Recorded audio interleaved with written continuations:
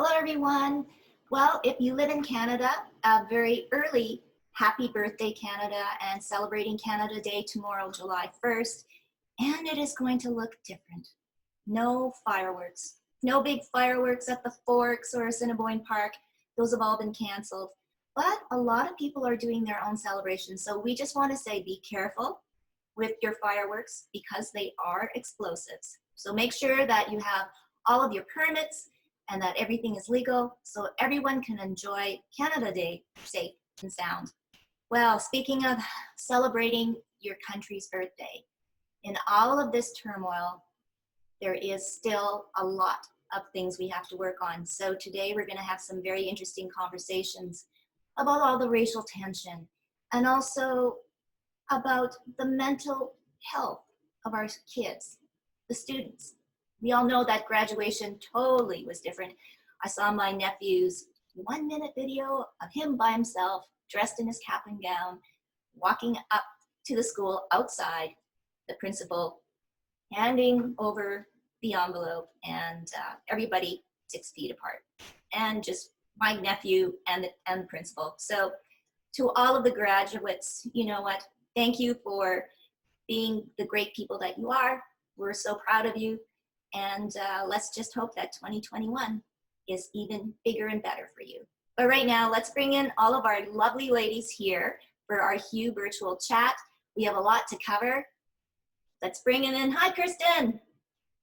Welcome back. Hi, Charlotte. Oh, I love the sunflowers behind you. Hey, hi, Susie. Hey, hi. Oh, and welcome, Uzoma. Hello. And Fiona. Give away, Fiona. Hi. Oh, okay, so let's unmute everybody and let's get to it. First of all, I want to welcome our special guest today, Uzoma Asagwara. I have waited so long to meet you, and you know, I just find you so fascinating, and for the things that you do and for the causes, and especially now as the NDP critic for health, seniors, and active living, and more importantly, representing Union Station. So I'm going to give it to you, Uzoma, to kind of explain a little bit of what it's been like as a politician, but more importantly for you as an activist and wanting to make social justice and equity and positive change for all families in Manitoba.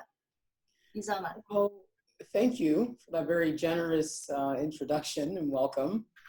I appreciate you, Tracy. I've watched you over the years on your platforms, and I think it's really wonderful that you are, like many people, adapting to the times and continuing to use your platform to have these really important conversations. So thank you for even wanting me to be involved with the chat today. And thanks to Susie as well for reaching out. And Susie's really active on her platforms, especially during this pandemic.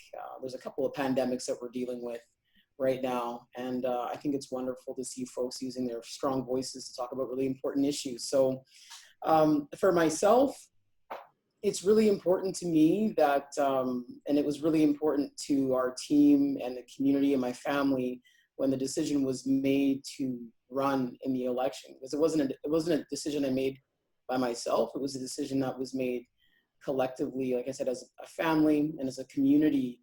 And it was really, really important to me and to us to bring perspectives and experiences to the forefront in this opportunity that are typically intentionally excluded from the political realm. And so when I say that, I mean that when we look at, especially, well, really anywhere in Canada, but when we look at the context of Manitoba and Winnipeg and who is typically running in elections at any level, who is typically successful in running in elections, it is not someone who looks like me, and it is not the communities that I am actively a part of. And so it was really important that I not minimize the significance of that and the realities of how difficult it is for Black, queer, gender nonconforming, or cisgender men to run in an election, be successful. And in that, there was absolutely no way that the issues that come along with experiencing all of these identities, there was no way that those experiences and voices were not going to be centered in the work that we're doing. Politics is a realm where Black, Indigenous, people of color, Two-Spirit, LGBTQ folks, gender nonconforming people have not always been centered. And it's really important, and it's part of my responsibility to make that a focus in the work that I do in my capacity now. So Uzoma, how have things changed now? I mean, okay, we're all in this pandemic, but I mean, we all know, and we discussed this too, that we're all at different stages, and you know, we actively agreed that we're not really all in this together. So especially like taking your community Union Station, how are things like at ground level when you talk to the people? Things are challenging. Things are really challenging. Union Station is a constituency. It's brand new for the province of Manitoba. Every 10 years, they redraw the boundaries to make the population distribution equitable. Try and keep the numbers around, I think, 22,000 constituents. And so Union Station captures the core of downtown Winnipeg. We have a significant number of newcomers in the constituency, high Black and Indigenous populations. Socioeconomic disparities are enormous here, and you can see that in the communities that comprise Union Station. So when we look at this pandemic, and the pandemic, one that is COVID-19, and the pandemic that is systemic racism, anti-Indigenous racism, anti-Black racism, and in global protests around all of those issues, when we look at those things, we see the impacts of both of those experiences in our communities. They're amplified. We see the way, if policies are decided without centering the communities that are most impacted by them, we see the impact of those decisions in a different way. We see homelessness in an amplified way.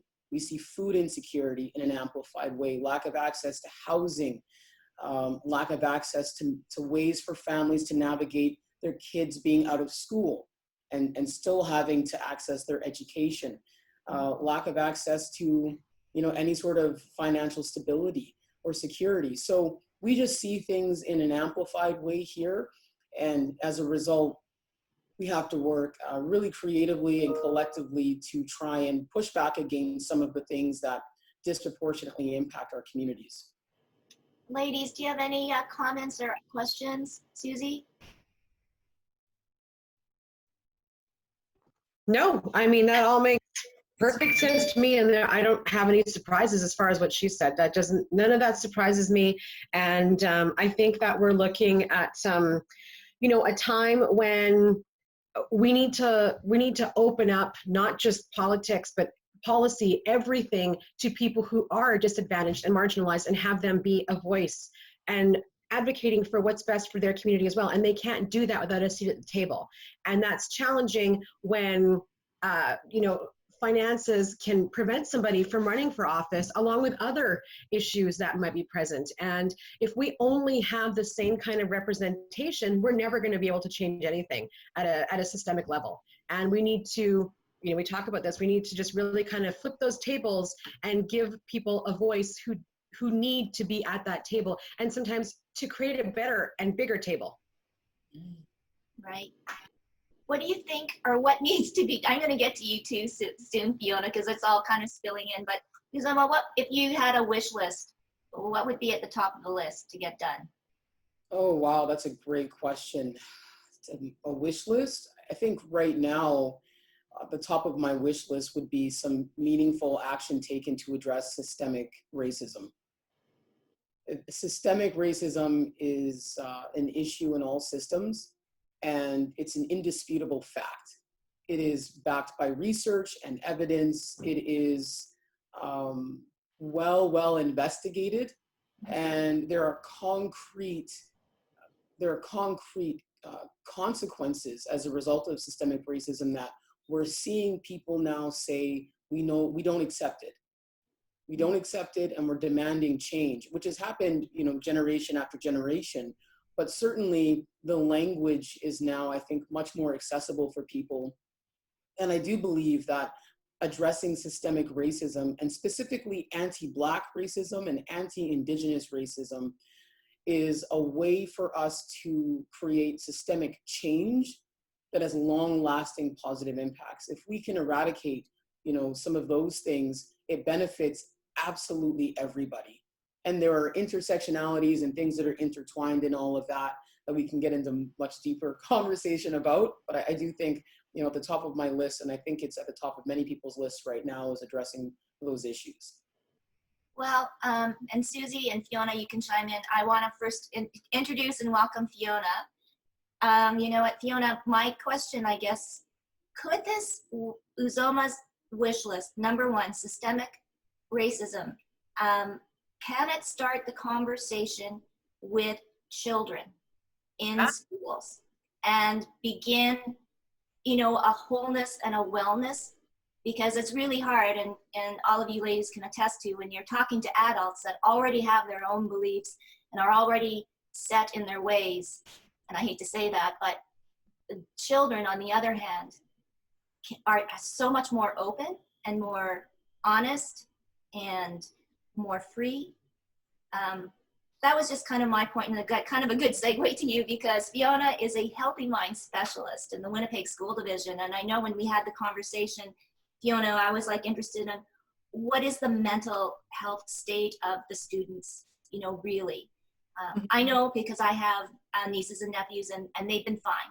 But there are so many children that aren't fine, and a lot are coming from, the inner city and the big bubble that the Winnipeg School Division covers. So, Fiona, if you want to comment on everything that you do. Okay.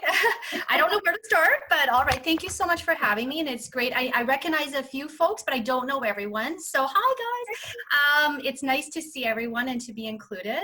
My role in the Winnipeg School Division is pretty unique in the province in terms of really having a concentrated effort. I mean, every school division is focusing on mental health and wellness, but I think ours is unique in that we have an actual initiative, and I am there to help roll out that initiative. So that's to support mental health and wellness for students, staff, and communities. So when we first started, it was students, and then very quickly they realized, okay, you can't talk about mental health only for students. We have to look at everyone's mental health and wellness. So we rolled out that initiative. It's work that everybody's been doing for a really long time, and I'm so honored that that is my job. I am a social worker by background, so probably I'm not their chosen person, because things like advocacy, about making meaningful change, about reducing barriers, I am not your girl to just sit there and do status quo. So I tend to rock the boat and not make a lot of friends, but it's in the best interest of children and families and communities. So I could rest my head at night, every night on my pillow, feeling okay that, I don't have any friends, but I'm okay with that. It's about doing meaningful work, right? I always used to joke, everybody, has a little slogan under their name, like, have a great day or whatever. Mine's, I'm not here to make friends. But anyways, enough about that. You're laughing because it's funny, right? But we all know when you do hard work and you're advocating, it's such a struggle. So Uzoma, as you were talking, I recognized, all of those barriers. That's certainly, Winnipeg School Division, we're the biggest division in the province, 5th largest employer in the province, and we touch on almost every area of our city, not to mention a lot of our folks are coming from up north, rural areas. So we really have a far-reaching impact. So I'm recognizing all your things that you're talking about. Everyone wants to talk about COVID, and COVID is absolutely, something we've never experienced before, but there were major issues that were present before, and they are there now, and they're going to be there once this is over. And in many cases, they're exacerbated, like you're talking about food insecurities, homelessness. I mean, the homelessness issue is tough. I mean, it's difficult, right? This is a difficult scenario you're finding yourselves in. You can't separate those things, thinking about Maslow's hierarchy of needs. You can't separate food, security, employment, all of these pieces from mental health. It's all part of it. If we don't have that, we can't even get to those other places, right? So trying to establish having all those basic needs met. So a lot of my job is advocating for change. It doesn't say that in the job description, but that's what it's really about, recognizing barriers, gaps, and then trying to address those on all those levels, students, staff, community. recognizing that I work within the education institution, but also recognizing that every single report that looks like at mental health and wellness recognizes not one system can do this alone. It's about this type of a day, right? It's about all systems coming together to work together. No one owns this work. We have to work together. Not one system is going to fix this. This is about us working together to collaborate and to support families and communities. So a lot of what I do is recognizing that, doing, a lot of research, looking at, what are gaps, what are things that we could be providing to our students, staff, and communities. And I'm also a trainer. So then I develop the training and use other training that's existing, and then I train our staff. So I do, my position is kind of split. And most recently, I was also the social work clinician for the last several years at a school. That was just a little too much for one job description. So I'm no longer, you're kind of Charlotte, because I've been a little overwhelmed with that. But I'm no longer doing that role now. I'm just the healthy mind specialist, which is awesome. And but I do miss having my feet in the community. You mentioned, what is the impact on students and youth and everyone really? Well, I mean, I think it's hard to know. I mean, there is so much resilience in our children and youth. So a lot of folks are doing really well. I think this is something we're going to see kind of up and down, like one day things are great, then things could be really tough. I think issues that were already brewing, before, as we're thinking about mental health stuff, in many ways could be exacerbated, right? Because now we're really disconnected. I have to give a big kudos to agencies, such as yours, Robin Priest, like just taking everything immediately online, getting those supports out to communities, Rainbow Resource Center, all our groups are still running, they're just virtual. So folks really aren't alone. It's figuring out a different way. And then of course, addressing barriers to access. So yeah, it's great that they have this group, but if you don't have technology, how are we going to do it? So how, right? You have amazing organizations like Inspire giving hundreds of families computers, school divisions, so everyone is trying to reduce the barrier. So I think that's a hard question. Where are folks really at? I think it is a mix. I think there's some folks that are doing well. One of my sons told me he's living his best life. He's an introvert. He's like, I am living my best life. The other one I think is struggling, because where's all my buddies? Where's all my sports? I identify as an athlete. I have not played a sport because I don't have, I'm getting tired of playing with my brother. So he's in a different place. And then you see the impact of that as time goes on. I think we have to plan to be prepared that we're going to have some struggles that we didn't really recognize. We had a lot of kids who were school avoiders before. This has really helped those kids because now I don't have to go. But for a lot of them, they may have found wow, this actually works for me because I can do my work online. It's not that I don't want to go, but all of these issues are in the way, right? Yeah. I think we've learned a lot of things from this too, how we can do some things differently. But I absolutely think that there's a ton of resilience. I think a lot of folks are doing the very best they can and are doing well. I think it's a continuum and then we're going to see ups and downs. And I absolutely know that there are some folks that are really, really struggling right now. And a big part of my job, as a social work clinician, has been trying to reduce barriers to access, making sure folks know that all of these places that were there before are still there. There's been lots of expansion to youth mental health services. But again, if people don't know how to get that, that's a barrier, right? Or have the access to technology. I also know a lot of places have opened up their doors now, which has been refreshing. So folks can go. So yeah, it's a hard one. And we're going to see, and I anticipate, as this whole pandemic changes, we're going to see that changing, right? We're going to see that change. But without question, it's had a tremendous impact, right? And where that's actually going to be, I don't know. I don't have a crystal ball, or a wand. Everyone thinks I do. Why not, Fiona? Come on. I know. Everyone, I'm like, I'm exhausted. I don't know, but you ladies, I'm exhausted just listening to all the things that she does. No. Do that.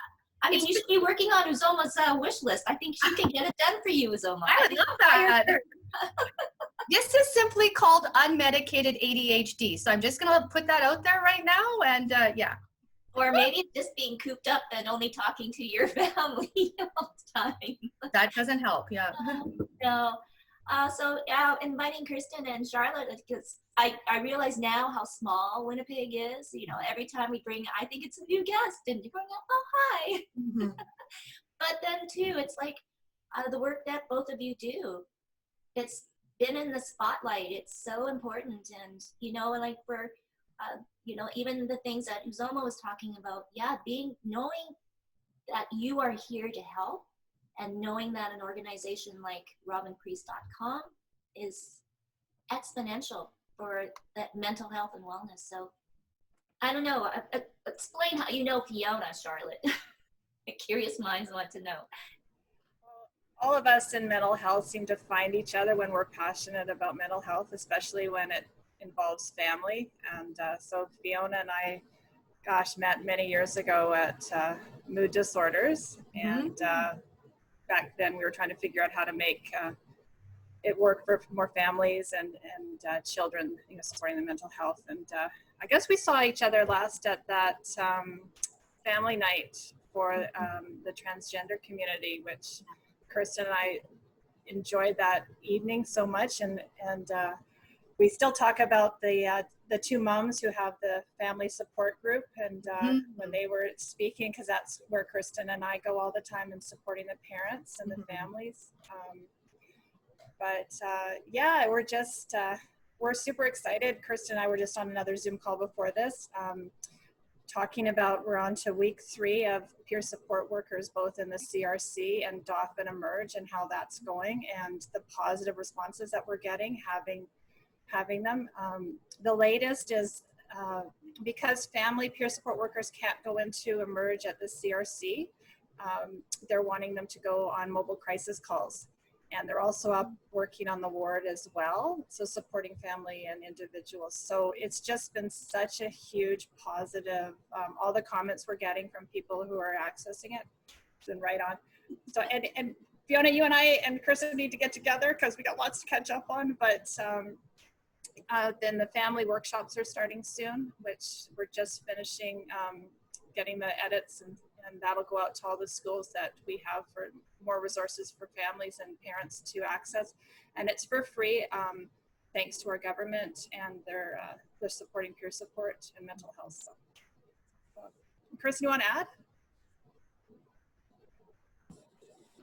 No, I think you covered everything.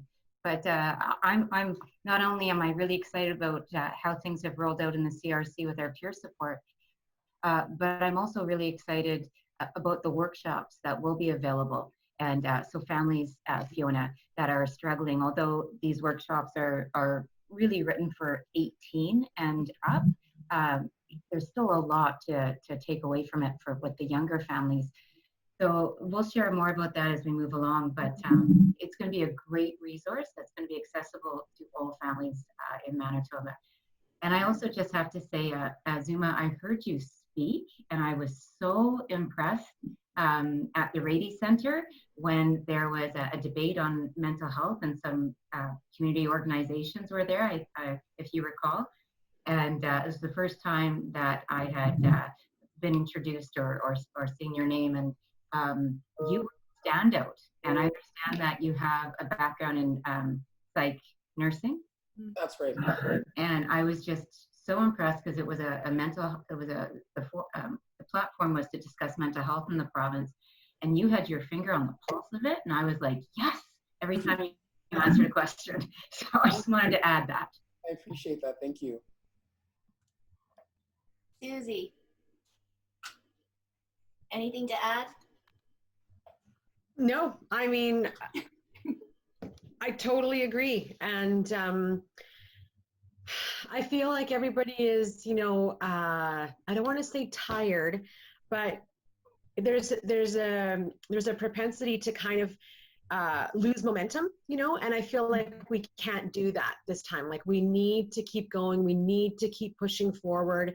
And that's the only way that we're going to make sustainable change. And we can't get tired, and we can't get lazy, and we owe it to not just our children, because they're not going to wait for us, I can tell you that right now, but we all need to work together to improve what desperately needed to be improved like years ago. And I can't believe that we're just getting to this now. So there's so much work to do, but we can't get bogged down by thinking and overwhelmed and by all the things that there is to do. Every single day there are steps that you can make, and it doesn't necessarily have to be, big public pronouncements. It's about calling up people at your family picnic who say things that are not appropriate anymore and that really need to evolve their thinking.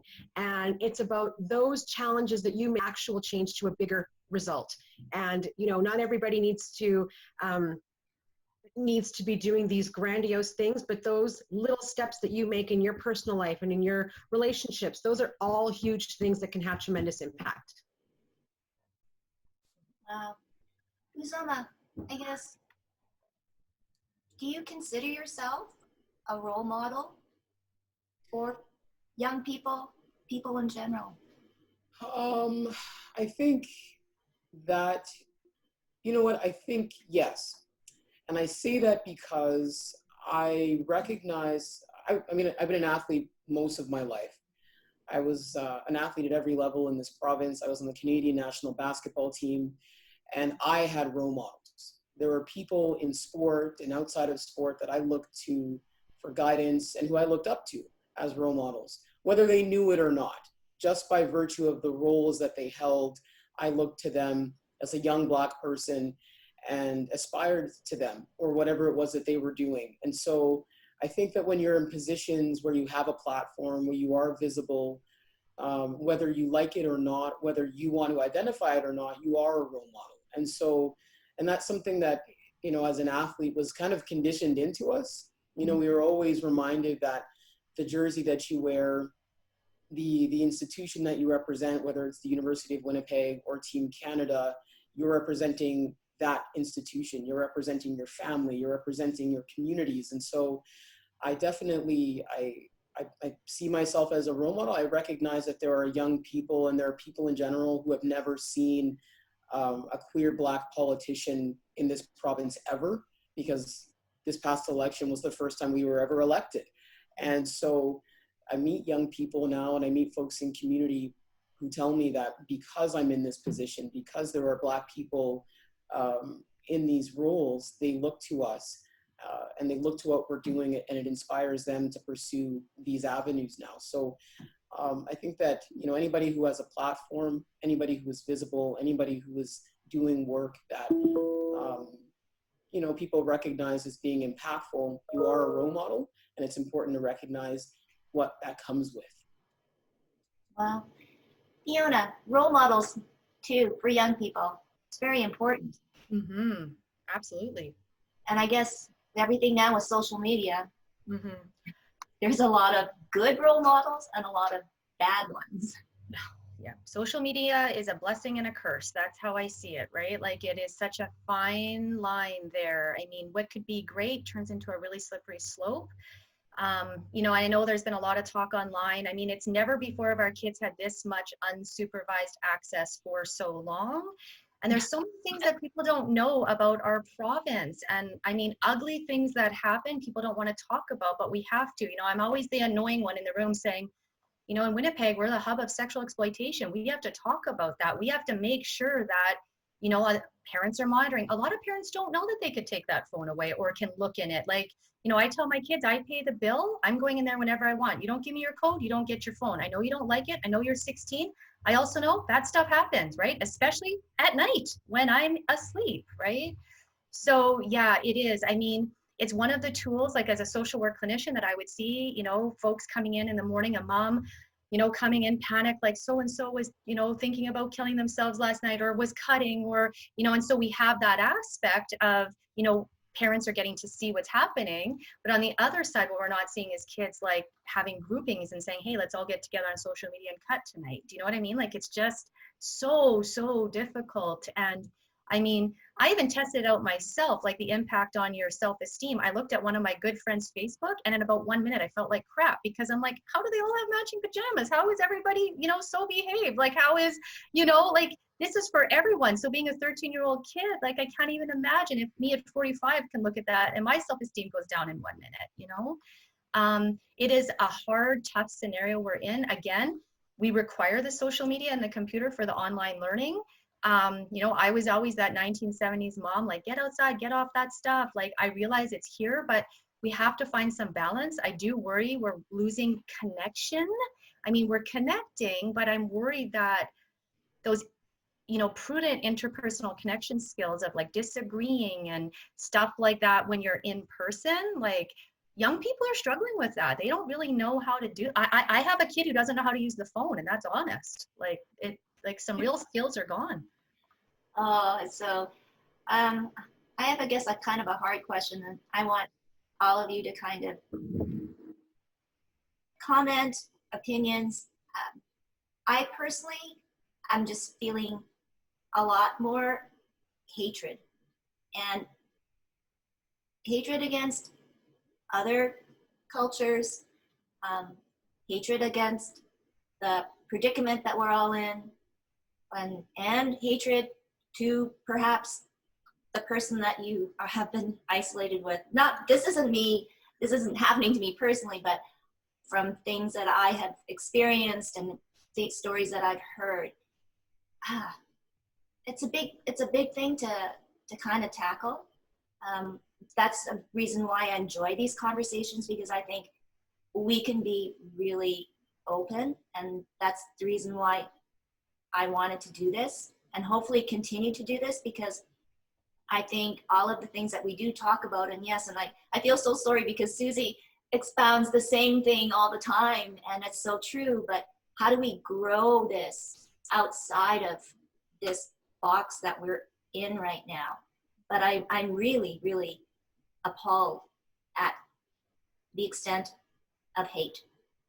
And, you know, unfortunately, we see it on the news, but last night was not good. It really moved me, and it's just like, we're not just in our community, it's everywhere. So where do we start? You know, maybe Miss Pollyanna and Kirsten, do you have some kind of magic seeds we can throw up in the air, and everything will be planted down beautiful, and everybody will love everybody and accept everybody? You know, I'm just shocked by the ugliness and the level of hatred that unveils itself from time to time through conversations, on the news, just little things you pick up on. I wish I had a magic answer to suggest the antidote for that, but I think that was always there prior to what's been happening with this pandemic, and I think there's a lot of people who sadly are struggling, and it comes out as hatred. And I always call myself Miss Pollyanna because I sound very annoying when I put a positive spin on things. But the reality is, in our world, in my family, for a number of years, we went through some really tough times and adversity with the mental health of one of my children. And so we're in a place where we are all well, and my daughter's living her best life. So it would take a lot to knock me down right now. And sadly, you know, I'm so grateful with how things are going for my own little family. And COVID, as horrible as it is, there are these little windows of positives that do exist. It's just fact. And like the introvert of your child, Fiona, you know, my daughter's the same way. And my daughter has done extremely well during COVID because she could accept invitations and connect with people, knowing that she wasn't having to join into a big party, which made her uncomfortable, or a bar, which too many people to overstimulate, that sort of thing. So it was on her terms, very small groups, eased into it, and it's actually helped her flourish. But also those positives that are going to happen through knowing that there's a different way of doing things. Like for parents, some kids really, really struggle going through the doors of a school. Some schools are absolutely enormous. I call them machines that just can turn and turn and chew you up. And the idea of doing school at home online, or during a modular program, alternative program, never comes to the conversation with the parents, or they think that's ridiculous. Everyone goes to school. So hopefully this has shone some light at a different way of families doing things as well. And that can continue. And some of those gifts. I'm getting off topic from your hatred question, Tracy. That's Fiona and you. I know, that's my natural, yeah. But it does break my heart, and yeah, and I'm looking for the positive. Well, I guess Susie asked what's happening, and Charlotte too. It wasn't here. It was, I believe, in Vancouver. It was a bus driver, and he had picked up somebody on the bus, and then they left, I guess, and another person came on, and this other person left a noose. Or later, the reporter said it was a luggage strap, but it was laid out like a noose. And the other person that said, oh, well, that means you should go hang yourself, or something of that matter. Well, the poor bus driver, oh, I don't know. He finished his route, but I don't know how or if he's going to go back to work. But just I don't know. Yeah, to touch on that topic, it's a lot to participate in the news cycle right now, I think. And I know every time I hear a story like that, a little piece of me dies inside. And it is so shocking and so appalling to see people so emboldened to put that kind of hate on display and in public places. We saw yesterday, also in the news cycle, the couple who came out of their home with semi-automatic weapons pointed at protesters. And it is just the level of I don't even know what the word is, like the level of disconnect between, how people should be behaving versus what they're actually doing is just a chasm right now, right? And it's hard to digest that information and still think like, okay, how do I live in a world where that can actually happen? And number two, how can I even tackle that kind of change? How can I possibly make a difference in that kind of change? So I totally hear what you're saying, Tracy. It is completely emotionally draining, psychologically draining, all of those things, and scary as well, right? And you add being a parent onto that, and you think, oh my God, like I have to send my children out into this world, and what does that mean, right? It adds a whole new level of fear. So I don't know that there's necessarily an answer, that we can find right now in here, but I think that, like we said, we need to be there for each other and to support each other through these difficult times. And difficult times might be for a long time, actually, but we also have to remember that this is the dying, gasping breath of an ideology that has no place in today. Mm-hmm. And they are grasping at straws. I don't know if I agree with that. And just in terms of the dying, gasping breath, I'm sorry to jump in, Susie. No, it's okay. I really worry about that because these actions, I have dealt with overt acts of racism and racism on display my entire life, my whole life. My mother's gotten hate mail at her work. I've worked for the city, and I've pulled up behind a building, a white community center, the whole back wall spray painted in black, death to N-word and swastikas. I grew up in a community where we would see swastikas spray painted on fences. So for me, what we're all being inundated with, and these really grotesque acts of racism and violence, this is, for me, and I think for a lot of folks, what we've been articulating and expressing is going on for a very long time. And it is now visible in a way that is undeniable and indisputable for people who never experienced it, who have never had to, who have never experienced going to, or even been exposed on Main Street and being called the N-word when you're just trying to have a happy hour snack with your friend, right? So these are things that I don't think it's the dying, gasping breath. I think what you said earlier is more accurate, that people are emboldened, that people have tools now and technology that equip them with the resources to feel emboldened and empowered to go out and do these things. The networks of communities, Find each other. like-minded people, right?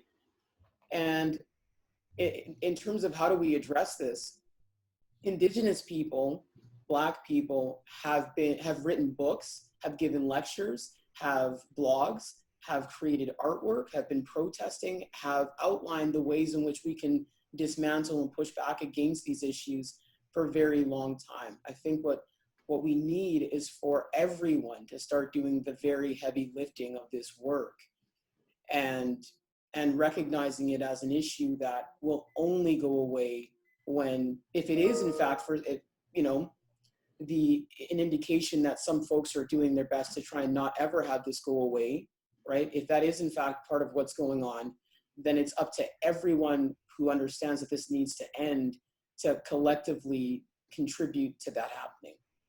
And I would agree. Like, I look at this, like, I guess I take all this hate and ugliness and it just fires me up. Like, it just gets me revved because I'm like, it's out there.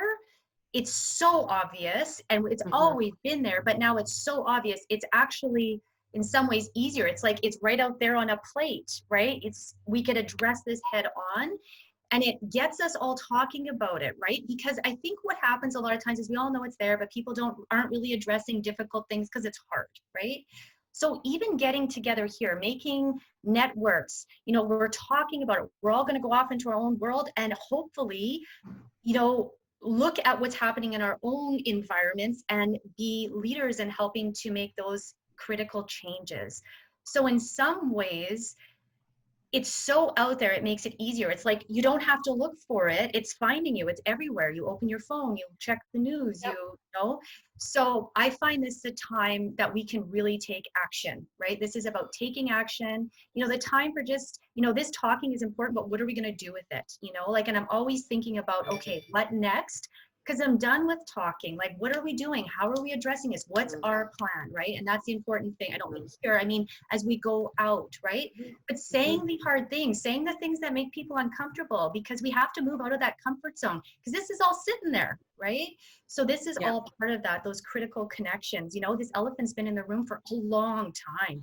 So, you know, I was just in a meeting yesterday and like, there was such a huge issue going on and no one would say it. And then I finally said it and they all looked at me like I had the issue. And I'm like, what?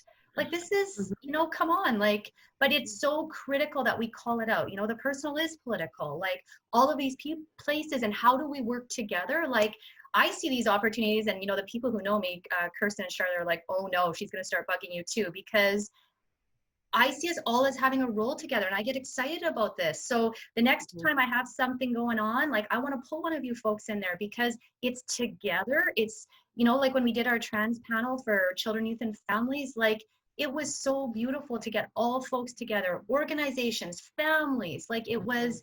So we work really hard at our division to take, you know, to reduce barriers and to take big issues and put all the resources there that we can, you know? So it's not just about talking about it, but what are we going to do about it? The time for just idle chat, that's great and that's important, but what is our plan? That's my big thing. Okay, what are we going to do about it, right? Let's go. I agree, totally, yeah. Well, I don't know. Uzoma, you talked about other people out there that are doing the work, but I guess their voices aren't being heard. If there was a platform for these people that are doing such good work into combating or battling, whatever we want to call it, this hatred, and to maybe raise us up together, would that help? Like, Well, Fiona, we are part of that platform, right? Like we have to amplify those voices, and that's kind of our job moving forward. Is that, you know, like Uzoma said, you know, Black people, Indigenous people, and other people marginalized have done the work, have done the heavy lifting, and now it's up to us to amplify those voices. So I think in that sense that, you know, we need to use our voices, since we're loud people. We can certainly share that content and get people to wise up, you know. And there's we are not good with being uncomfortable as a species, right? We like to be comfortable with what we know, with what we can recognize and go, okay, this is safe. I've seen this before. And right now, all of us are going through a phase where we're looking at things and going, oh, this is unfamiliar. I don't like this. I need to get back to, that status quo and that comfort level. And I don't think we can't let that go right now. We need to sit in that uncomfortability and listen to all the things that we were able to push away before and face that truth that's staring us right in the face. Like Fiona said, it's out there now.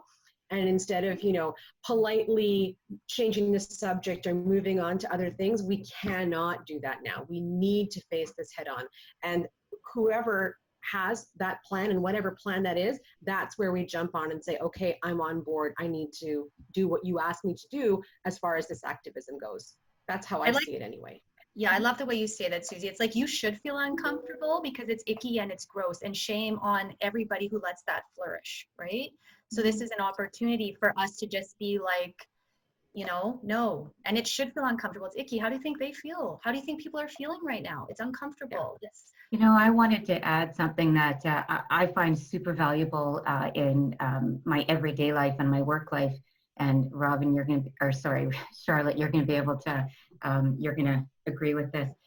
Through Robin Priest, who is Charlotte's business partner, when we're doing trainings and we're having hard conversations about really checking in with your biases and understanding global diversity and really having a look at our thoughts on that. So at the end of our training, which is very in-depth, you can actually support the peer support skills that are so valued in the work we do.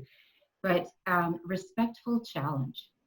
So at the beginning of our trainings, she often will put out, I'm going to throw out a respectful challenge from time to time, and that's all that it is. It's a way of saying, hey, I just want you to back up and think about that, or have you thought about this? And I have used that. I don't know about you, Charlotte. I can't tell you how many times in a conversation. So it creates kind of a pivot move, and you think about it differently and creates a different conversation by just saying, hey, you know what? Can I just throw out a respectful challenge? And, I'm a little uncomfortable with what was just said. And have you ever thought about it? It's actually a beautiful segue, and it makes things easy. Wanted to add that. No, that's perfect. And I may want to add too, when I'm going on about hate, hate goes the opposite way too as well. So I think everybody is, kind of all in this game. I would just maybe like to propose then, I would love to have and invite women who are doing the work, have done the heavy lifting. And also I would like to have people like Robin and other resources, and have that kind of connectiveness to know that they're lifting really heavy things, but there's support there to help them. And with people like Susie and Fiona and myself, we can add to be sounding boards and, kind of re-examine our own feelings and then how we can help. Because you're right, we can have these wonderful, incredible chats, but it kind of just falls right here until we meet people like yourselves that have come in this conversation. So Uzoma, maybe we can have that conversation, some names of women, men that would be willing to come and share their stories. I know I'm taking a phrase from Charlotte and Kirsten, have lived experiences, because knowledge is the best thing for all of us. And of course, I faced racism too, and I'm sure Susie has, and all of us in different parts of our lives. But yeah, if there's anything out of these virtual chats that besides the relationships, let's do this, ladies. And I encourage everybody that's on Facebook Live, and then we'll see this again on our website, to just join us in a conversation. So please, any other people that you think that might want to join in, and let's start something. Maybe it's something that Fiona can present in the schools with the students, because I really think it's the young people that are open right now. And Susie has done this and said, is it the Z generation or they're the ones that are going to, lead the country. They're the ones that, are taking part in the protests. And are asking, like, why is this not been put to bed? Like, why is this still an issue? You know, sometimes they can lead the way, like their youth voice is strong. And, you know, I think when we're trying to run programs, that's something that we're trying to do a lot of, is including that voice at the table, youth voice. If we're going to talk about you, let's include you. And oftentimes they're leading us right through that conversation because they know what needs to change, right? Yeah. And how to get there. Justice for Black lives, and who's leading that movement in Winnipeg. yes. You know, it's predominantly young people, very, very teenagers. There's a couple of teenagers. And that goes sort of back to what I was saying before about, you know, that dying last breath. And that's kind of what I meant, is that older generation, not that it doesn't exist in younger generations, but that older generation, these teenagers are going to outlive those dinosaurs. And I'm glad to see those dinosaurs go bye-bye. Like, goodbye fossils. Like, you know, we don't need that ridiculous, racist, polite on the outside garbage anymore. Like, just, there's no place for that. So that's kind of what I mean. And these teenagers, these young people, especially the TikTok people, which you've talked about before, they give me such hope because they really give zero Fs. And I mean, one of the ladies I was watching yesterday is Kellyanne Conway's daughter on TikTok. Oh my gosh, she's incredible. She lives in a house. I don't even know what their dinner table must be like, but wow, is she something else. And telling teenagers, like, you don't have to think like your parents. We can have our own opinions and we can take charge of this and we can do stuff. And it's just like, yes, that's exactly what you can do. And the young people, and I don't mean just young as an age, but I mean young at heart, and young being open-minded, being, you know, inclusive, being a light for life, and all of those things that need to move forward. That's the future, not what we're seeing right now. We need to put hate to death, is what I'm saying. You know, like, we need to just get that out of the way. There's so much more that we could accomplish if that was out of the way. So much more. And we have to support them. I mean, I think that a lot of the youth have these really bold ideas and deep understandings of the kind of change that needs to happen sooner than later. And some of it can feel, and I'm not a youth anymore. I think I am, but then I look in the mirror and people tell me I'm not.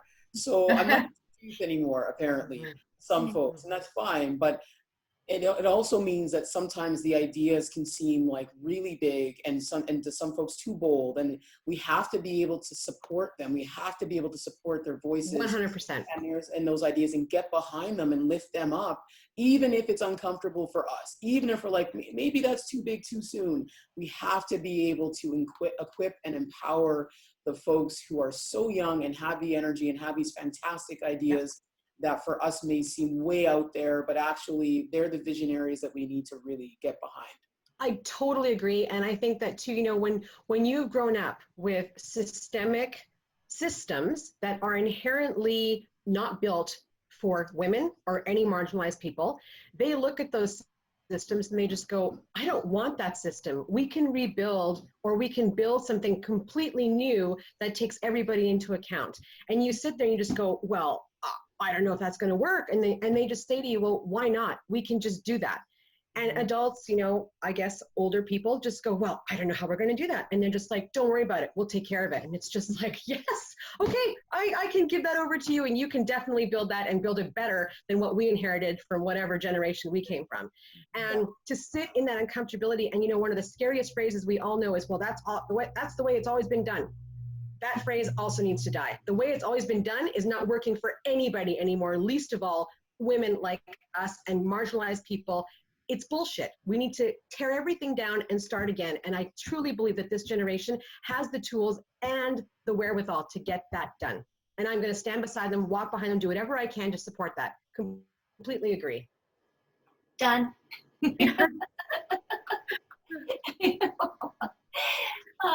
And boom goes the mic.